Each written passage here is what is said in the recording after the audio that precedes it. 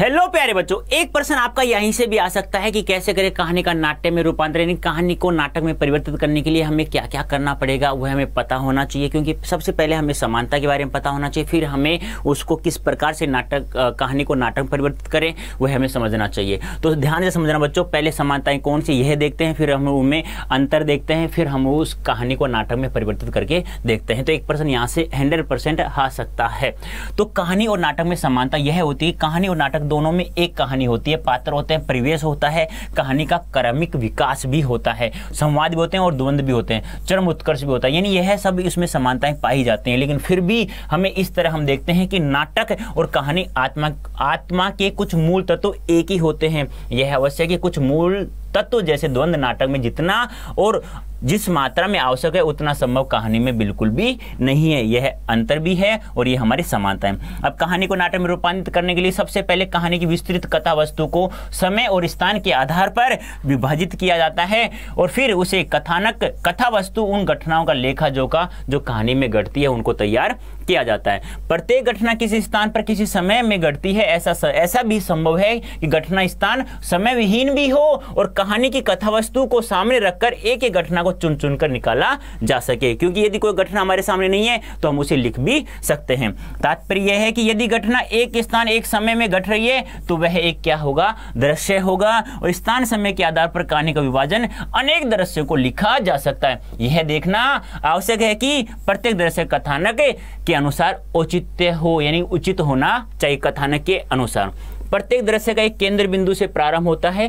कथा वस्तु अपनी आवश्यकताएं पूरी करता है, उसका ऐसा अंत है जो उसे अगले दृश्य से जोड़ता है। इसलिए दृश्य का पूरा विवरण तैयार किया जाना चाहिए। कहीं ऐसा न हो कि दृश्य में कोई आवश्यक जानकारी छूट जाए, उसका क्रम बिगड़ जाए। इस प्रकार हम कह सकते हैं कि नाटक में ही नहीं बल्कि नाटक के प्रत्येक दृश्य में प्रारंभ, मध्य और अंत होता है। दृश्य कई काम एक साथ भी करता है। एक और वह कथानक को आगे बढ़ाता है और दूसरी ओर पात्र और परिवेश को संवादों के माध्यम से स्थापित भी करता है। इसके साथ साथ दृश्य अगले दृश्य के लिए भूमिका भी क्या करता है बच्चों, तैयार करता है। तो सबसे पहले हमें यही समझ लेना चाहिए कि हमें किसी भी कहानी को नाटक में परिवर्तित करने के लिए हमें उसमें समानताएं पता होना चाहिए कि एक समय में एक घटना हो रही है तो वह एक दृश्य हो जाता है। परिवेश, द्वंद्व ये सभी एक रूप से होते हैं, लेकिन जितना नहीं हो सकता जितना नाटक में हो सकता है। क्योंकि नाटक में क्या होता है, किसी भी दृश्य के साथ में उसके बोल भी हमारे सामने उपस्थित होने चाहिए। यदि कोई घटना में कोई ऐसा दृश्य हमारे सामने उपस्थित नहीं है तो उसे हमें लिखना भी चाहिए और वह पहले के साथ दूसरे का संबंध भी होना चाहिए, यानी दूसरे का तीसरे के साथ, यानी कि वो एक प्रकार से इस प्रकार से समानताएं होनी चाहिए कि आराम सामने देखने वाला नाटककार है या कोई पाठक है तो वह उसे समझ सके।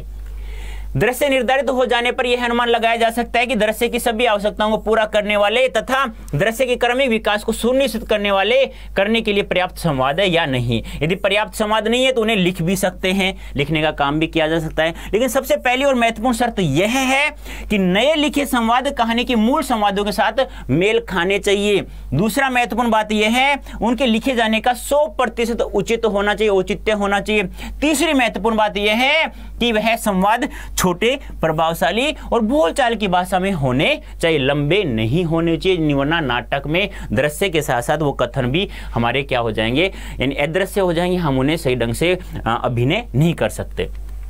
कहानी में चरित्र चित्रण अलग प्रकार से किया जाता है और नाटक में उसकी विधि कुछ बदल जाती है। क्यों? क्योंकि दृश्य के साथ साथ बोल भी होने चाहिए।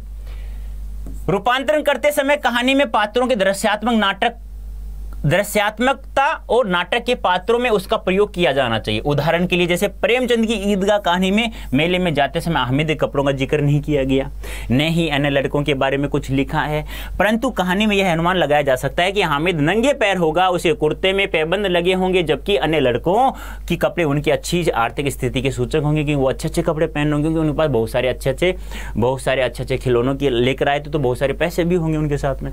नेक्स्ट बात करें, संवाद को नाटक में प्रभावशाली बनाना एक अलग तरीका किसका है, अभिनय है, जो पराय निर्देशक का काम है। पर लेखक भी इस पर संकेत कर सकता है कि पात्र को भाव भंगिमाओं और उसके तौर तरीकों से प्रभाव उत्पन्न किया जा सकता है।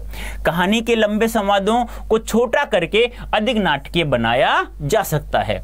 कहानी रंग में संवादों को रंग कर चरित्र चित्रण को परिमार्जित किया जा सकता है। कहने का तात्पर्य क्या है, जितना लंबा वाक्य होगा उतना ही नाटक हमारा असफल होगा। तो कोई भी नाटक, किसी भी कहानी को नाटक में परिवर्तित करते हैं तो छोटे छोटे दृश्य में उसे छोटे छोटे वाक्यों में बांटना चाहिए।